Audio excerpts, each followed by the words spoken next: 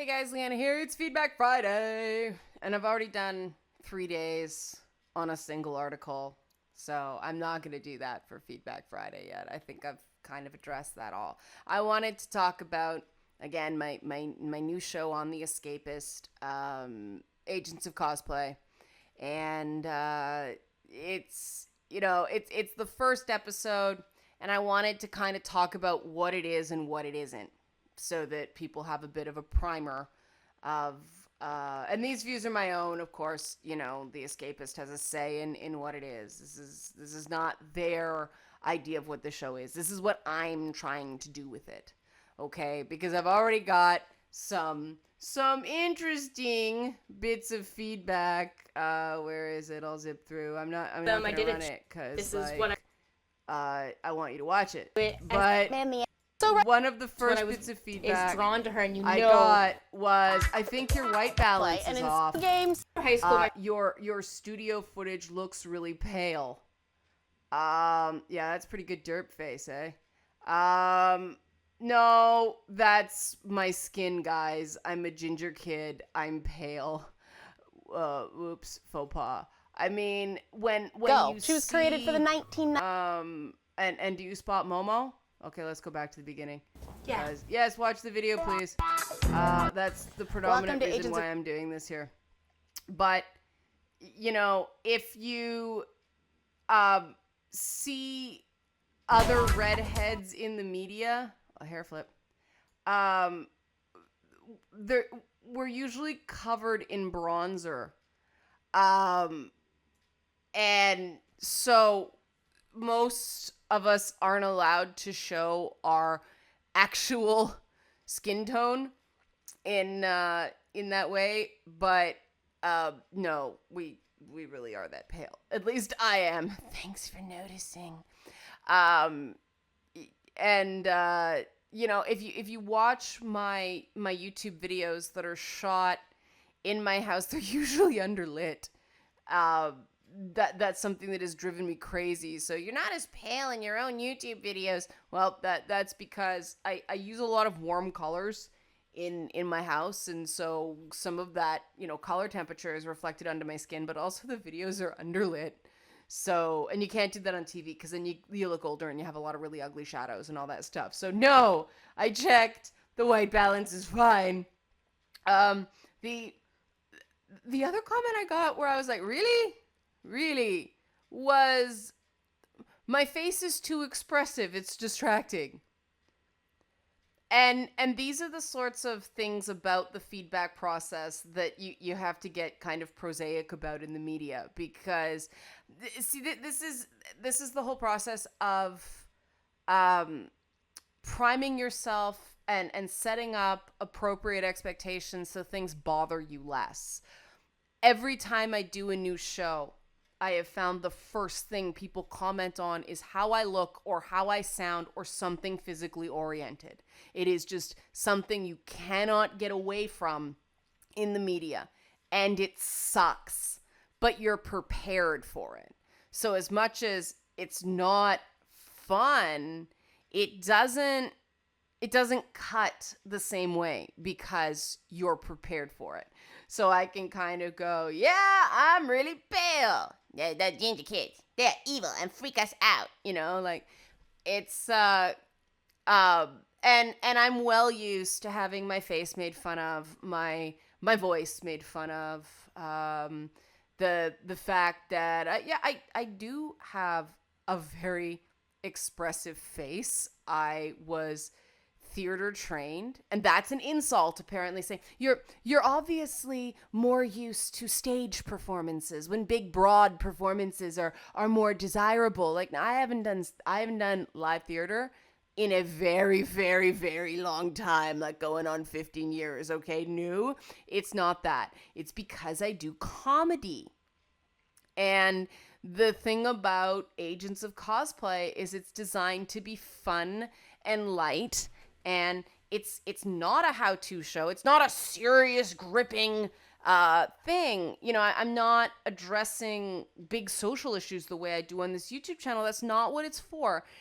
What it's trying to do is it's just trying to show people how much goes into cosplay, and starting to, I don't want to say normalize, because that's not what I'm trying to do. I'm trying to humanize cosplayers so people start seeing us more as people and not freaks, that it's okay to, pick on or grope or harass or mock on the internet. And there's a coinciding article, and this is the one where I'm getting a little more in depth, because it is writing, and because in text you can't rely on sound effects or funny music or anything like that. And so this is a more sort of personal breakdown.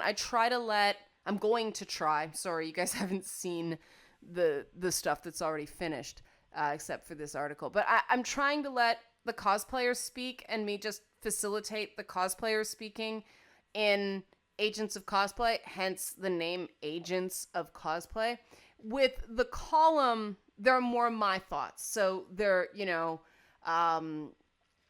first one was me addressing the critics of Harley Quinn, and the comments, one guy got really upset and was all like, God, it's just a costume. People are just doing it for fun. Yeah, I completely agree that it is just fun. What I'm trying to explore is why it's fun. What are the connections between cosplayers and the cosplays they choose? And what is interesting to me is how different it is for various people. I mean, some people do it because there's a stark physical similarity. Some people do it because they really like the character. I've done cosplays on challenges. For a while there, there were so many things I wanted to do that it got to the point where people were like, cosplay this. And I'm like, oh, that'll be hard to impossible. Yeah, let's go. And that's some of the stuff I want to explore with the show. Hopefully, once things settle down, people will be less nitpicky about my appearances and my facial, as they call it, tics. They're not tics, guys. Like, that's a tic is something kind of different, and you should really kind of know what that means before you start throwing the word around. But this is, I gotta be prepared for those very subjective, superficial stuff. And that, your face is distracting comment, really, I like, wow. It's a classic example of how there's no pleasing people. Because throughout my entire career, you guys have seen how I normally talk, but throughout my entire career, I constantly get smile more, smile more, smile more energy. You're not smiling enough. You have to smile. And, so when you're doing TV, you have to smile. And I guess if you spend all your time watching like YouTube stuff where people are just talking to camera, it may seem very different. But what I try to do is, instead of trying to fake it and, hey, I'm gonna smile like a serial killer because I really don't want to, I try to just roll right after something's funny. Like, I'll try to joke around between takes and I'm laughing. Okay, read the line. So it seems natural. But I mean, part of the problem with cosplay is it's this idea, well, you're putting yourself out there, you're putting yourself on the internet, handle criticism. The thing is that a lot of cosplayers are extremely shy. And I'm going to get more into this with the anime episode, the accompanying article. But a lot of cosplayers are extremely shy, and they're not necessarily, they just want to share their photos with their friends, or they just want to share within cosplay communities. And it really sucks when some message board grabs something as like a meme, that heavy cosplayer, and they put a nasty little tag on it, and it spreads around, and all of a sudden that person is a subject of ridicule by people who don't really understand what they're doing. And that level of shame and that level of humiliation is not something that people can predict, especially people who are shy and use cosplay as sort of a social tool. And so, what I'm really trying to do with this series is get people to see the people behind the cosplays so that people understand that these cosplayers are people. And we're not going to be covering, masquerade competitions. It's not going to be that drama of, oh my God, I haven't finished the costume. None of that. It's going to be about the fun of cosplay and about the joy of cosplay and, why people do it and the connections to it. Because I personally think everyone's a cosplayer. And I think that because if you think about, uniforms, well, that's a form of costume, isn't it? Putting on a dress or a suit for a special occasion is a form of costume. We Hooters girl outfits or tilted kilt outfits, they're costumes. Doctors' medical scrubs are a form of costume. They're identifiers, right? So we are a culture of costumes, and so I really want to just make people see that there are people here, and they are people with feelings, and cosplay is this communication for so very many people of something they really, really love. Characters that made them feel good or got them through a hard time or something like that. And I want to show that so that people, get a better understanding of it and may think twice before they slag cosplayers as not real fans or not real geeks or not real gamers or feel like, cosplay is a fair shorthand for brainless frivolity and I mean, of course it's frivolous, that's why it's fun. But, I just want to start bringing a little bit more humanity back into the geek space. And that's the purpose of the show. I believe it's running every Tuesday now. We'll see next week. I'll check back in. But just wanted to let you guys know it's up there and talk a little bit about the first week. And don't freak out. Don't start pouring the haterade all over themselves. This is just an examination, okay? A lot of people think I'm pissed off about something when I'm not. Oh, she's freaking out. She's a drama llama. All that stuff. No. If I was really, really pissed off, I would either say, oh, yeah, I'm pissed off about this, or I wouldn't talk about it. Because I'm well aware that everything I say on this channel is scrutinized by haters. And fortunately, I lost about 100 of them recently. My subscriptions dropped by about 100, and I figured those are the people that were following me to sort of either use me to pick on other people or what is she gonna say that we can run on a Reddit subreddit, we can run on a subreddit and just trash her. Obviously they got so sick of me that they decided that wasn't fun anymore, and they were gonna rage quit. But I'm gonna drop your follow count. You do that, and so yeah, I'm not mad. Some people take real offense that I isolate their comments, and if you're going to say a point of feedback to me, you guys know at this point this weekly segment exists. So be prepared that any comment you put at me through YouTube comments or through social networks or, the 13 people who have commented on this.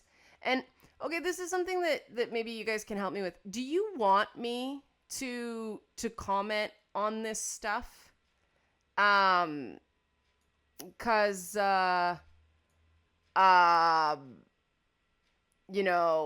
it's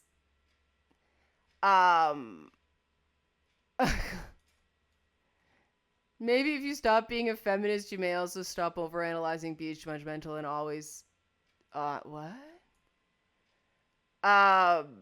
But should I be responding to these comments? I don't know. I kind of feel like commenters are for other people. I've had a chance to have my say. I'm saying this just because when I used to comment on my articles, I used to engage with people.